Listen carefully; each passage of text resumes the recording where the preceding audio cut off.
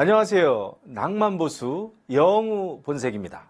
문재인 대통령으로부터 능력을 칭송받으면서 임명장을 받았던 윤석열 검찰총장, 최재형 감사원장, 김동연 경제부총리, 지금 여권이 아니라 야권의 강력한 대선 주자로 부상하고 있습니다.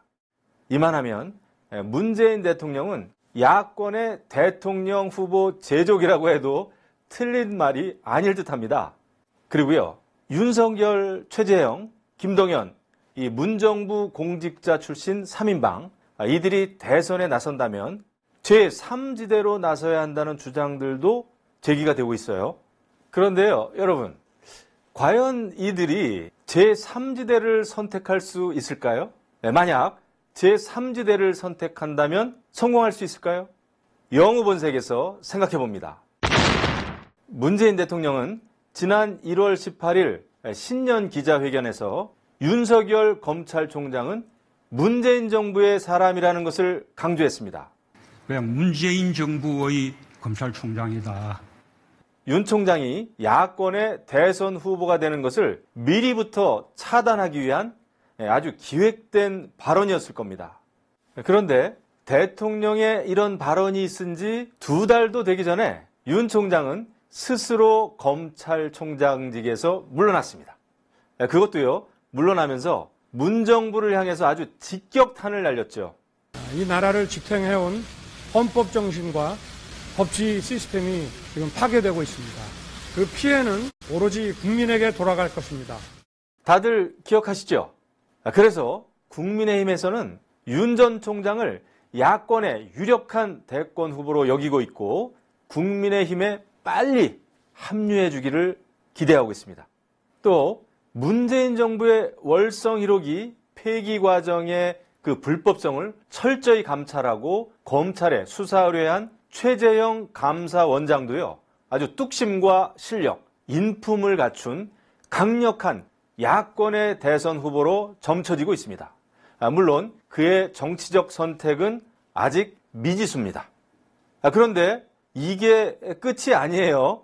문정부의 초대 경제부총리를 지낸 김동연 전 부총리마저도 야권의 대선 후보군의 한 사람으로 기대를 모아가고 있습니다. 아니, 그럼 이게 웬일인가요? 윤석열, 최재형, 김동연, 이 세 사람은 문재인 대통령으로부터 임명장을 직접 받았던 문정부의 최고위직 공직자들 아닙니까? 그런데 이들이 문정부의 법치 파괴와 잘못된 정책 기조에 반기를 든 겁니다. 더구나 이 세 사람의 직책이요, 검찰총장, 감사원장, 경제부총리라는 것을 감안하면 문재인 정부는 사법질서와 공정, 경제, 이 모두를 완벽하게 망친 실패한 정권임을 만천하에 보여주고 있는 셈이죠.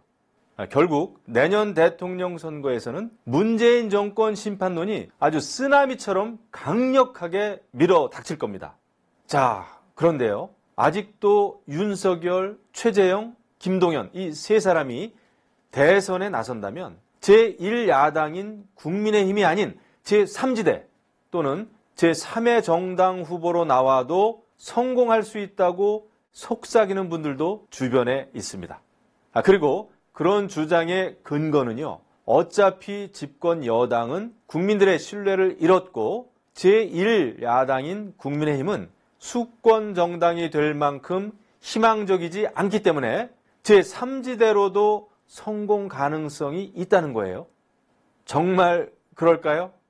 여러분, 제3지대가 성공하기 위해서는요, 다음과 같은 요건이 충족돼야 합니다. 우선 지금의 여당이 분열하거나 또 여당 대선 후보가 아주 약체여야 합니다. 그런데 지금의 여당, 민주당 상황 어떤가요?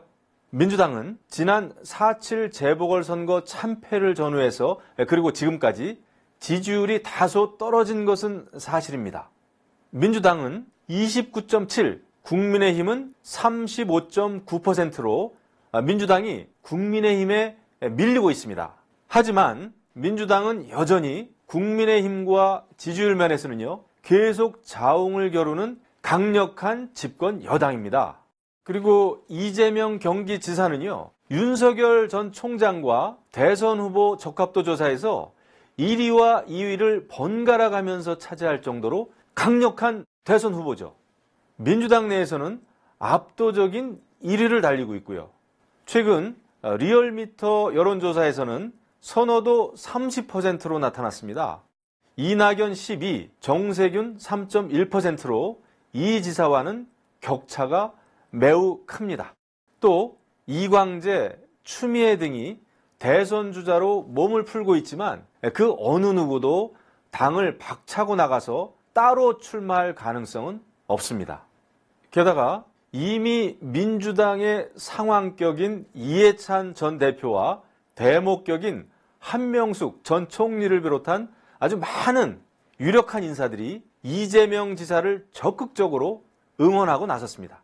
이재명 지사 지지 모임인 민주평화광장에 속한 인물들의 그 면면을 보면 이재명 지사로 대세가 굳어지고 있구나, 이렇게 느껴집니다. 그럼 야권의 상황은 지금 어떤가요? 만약 국민의힘이 당 지지율이 계속 낮게 나타나고요, 당내 대선 후보군의 지지율도 계속해서 아주 미미하다면 윤석열, 최재형, 또 김동연 이 세 사람도 제3지대에 대한 아주 강한 유혹을 느낄지도 모르겠습니다. 하지만 국민의힘은 일단 당의 지지율이 35% 내외를 기록하면서요, 거의 10주 연속 민주당을 앞서고 있습니다. 거기다가 최근 당에서 세대 교체론 바람까지 불면서 당의 이미지가 크게 개선되고 있는 형국입니다. 현재 유승민, 원희룡 등 당내 대선 주자들의 지지율도요, 현재는 5% 미만으로 미약하지만 지난 4.7 재보궐선거 때처럼 당내 경선과 또 단일화 과정이 아주 치열하다 보면 대선 주자들의 지지율은 얼마든지 반등할 가능성도 열려 있습니다. 또 현재 103명의 국민의힘 현역 국회의원들은요, 내년 대선과 또 6월 지방선거를 앞두고 당을 뛰쳐나가서 제3지대 후보를 지지할 명분과 가능성은 아주 미약합니다. 국회의원들의 임기가 3분의 2 이상 남아있는 상황에서 그런 모험을 할 리가 만무한 거죠. 결국 여당인 민주당도 분열하지 않고 또 제1야당인 국민의힘도 아주 건재한 상황에서는 제3지대는 설 자리가 없게 됩니다. 제3지대는 오히려 정권 심판과 정권 교체를 바라는 야권의 열망을 무너뜨리는 분열을 의미하게 되는 것이죠. 이것은 곧 역사에 죄를 짓게 되는 겁니다. 어떤 이들은 지금의 양당 체제에서는 집권당과 제1야당이 적대적 공생관계를 유지하면서 아주 극한 정치 투쟁을 할 수밖에 없다고 말합니다. 그리고 이것을 바꾸기 위해서는 제3지대가 만들어져야 한다고 주장합니다. 얼핏 들으면 맞는 말처럼 들립니다. 하지만 그것은 지금 대선을 앞둔 현실에서는 그냥 이상일 뿐입니다. 제대로 된 제3지대는 헌법 개정에 의해서 의원 내각제로 바뀌기 전에는요, 강력한 세력이 되기 어렵습니다. 강력한 양당 체제에서 어떻게 제3의 세력이 다수를 차지하겠습니까? 그래서 과거에도요, 개인적인 인기가 있었지만 막상 본선에서는 제3지대의 대선 후보들이 예외 없이 패배의 쓴잔을 마신 거겠죠. 국민의힘에 입당하면 백조가 오리가 되는 거다. 제3지대도 성공 가능성이 있다. 이렇게 정치권에서는 잠재적인 유력 대선 주자들을 제3지대로 유혹하는 목소리도 끊이지 않습니다. 하지만 선거 승리를 위해서 가장 중요한 원칙이 무엇일까요? 그것은 지난 4.7 서울시장 재보궐선거에서 다시 한번 입증이 된 바 있습니다. 바로 야권의 단일화입니다. 단일 후보만이 정권 교체의 열망을 이룰 수가 있는 것이죠. 윤석열 전 총장이 검찰총장직을 던지면서 말했습니다. 우리 사회가 오랜 세월 쌓아올린 이 상식과 정의가 무너지는 것을 더 이상 지켜보기 어렵습니다.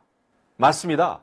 야권은 더 이상 상식과 정의가 무너지고 헌법이 무너지는 것을 보지 않기 위해서는 싸워야 합니다.